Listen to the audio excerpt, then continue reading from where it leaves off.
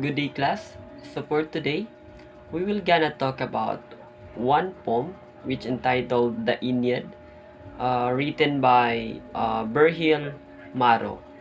So the Aeneid is a Latin epic poem by Virgil about the Trojan hero. So Aeneas, who flees the destroyed city of Troy to find a new city in Italy, eventually becoming the ancestor of the Romans. Guided by the gods, Aeneas faces numerous hardships and divine opposition, particularly from Juno. He travels to Carthage, where he briefly falls for Queen Dido, before leaving to fulfill his destiny in Italy. So after landing, he wages war against local tribes led by Prince Tornos, eventually defeating and killing him to secure his right to establish the new city that would grow into Rome. So now, let's go on to its summary. So on the Mediterranean Sea, Aeneas and his fellow Trojans flee from their home, city of Troy, which has been destroyed by the Greeks. They sail for Italy, where Aeneas is destined to found Rome. As they near their destination, a first storm throws them off course and lands them in Carthage.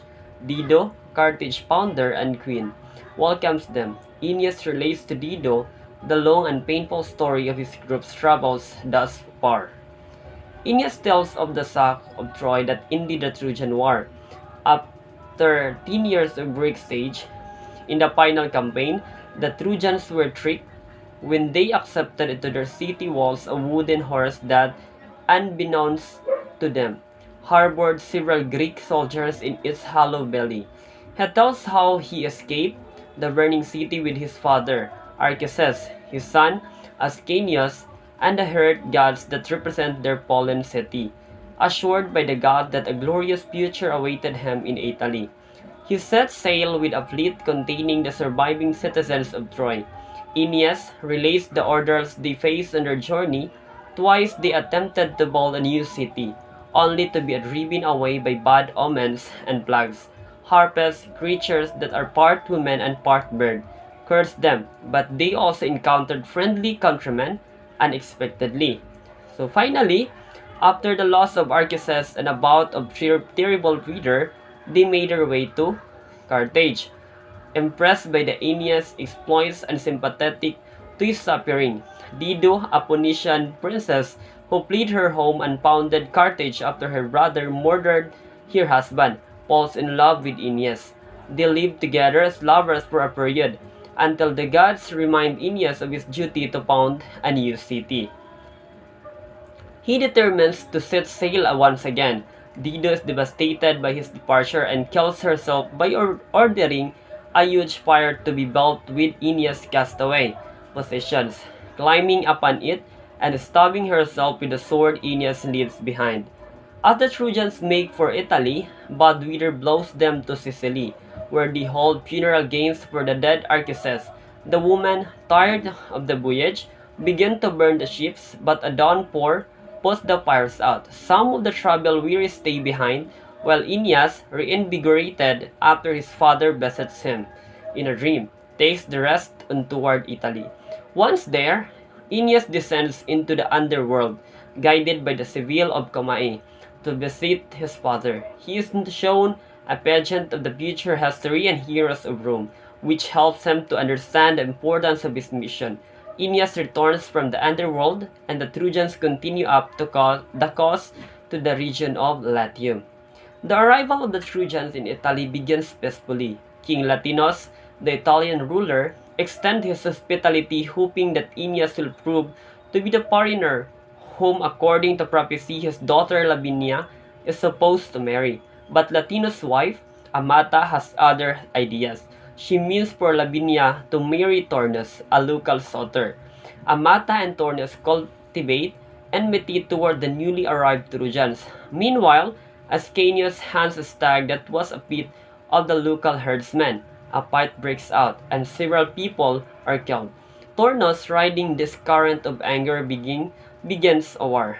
Aeneas, at the suggestion of the river god Tiberinus, sails north up the Tiber to seek military support among the neighboring tribes. During this voyage, his mother Venus decides to give him a new set of weapons brought by Vulcan. While the Trojan leader is away, Turnus attacks. Aeneas returns to find his countrymen embroiled in a battle. Pallas, the son of Aeneas' new ally Evander, is killed by Turnus. Aeneas flees into a violent fury, and many more are slain by the day's end.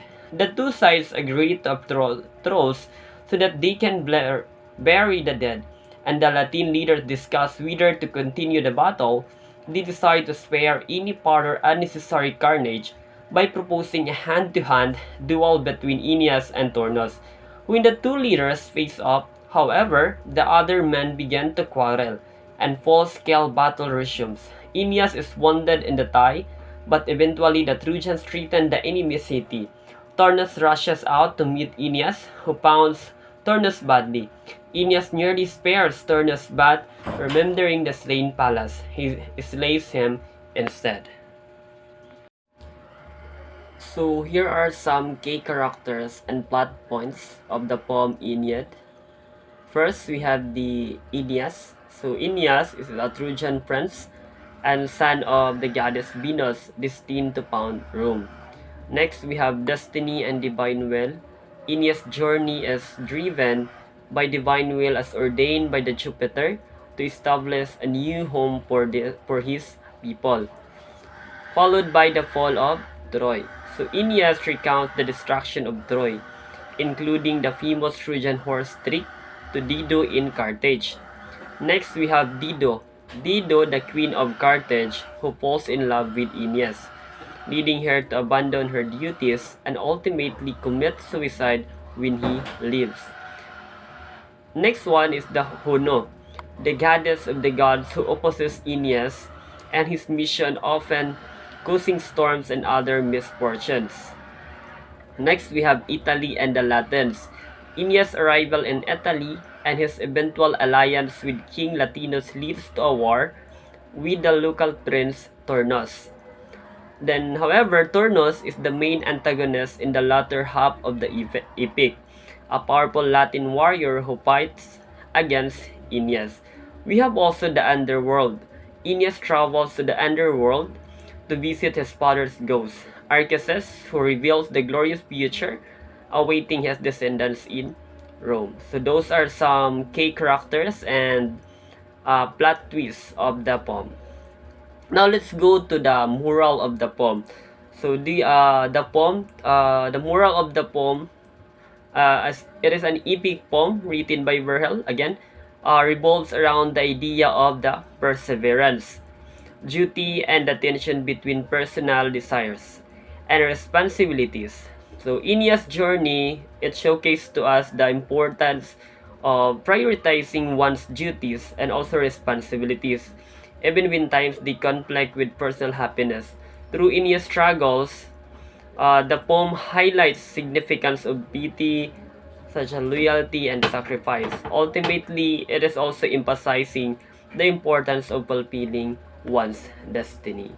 So that would be all, and that is the poem of the Aeneid. Hopes everyone understand and learn about this poem. Thank you so much for listening.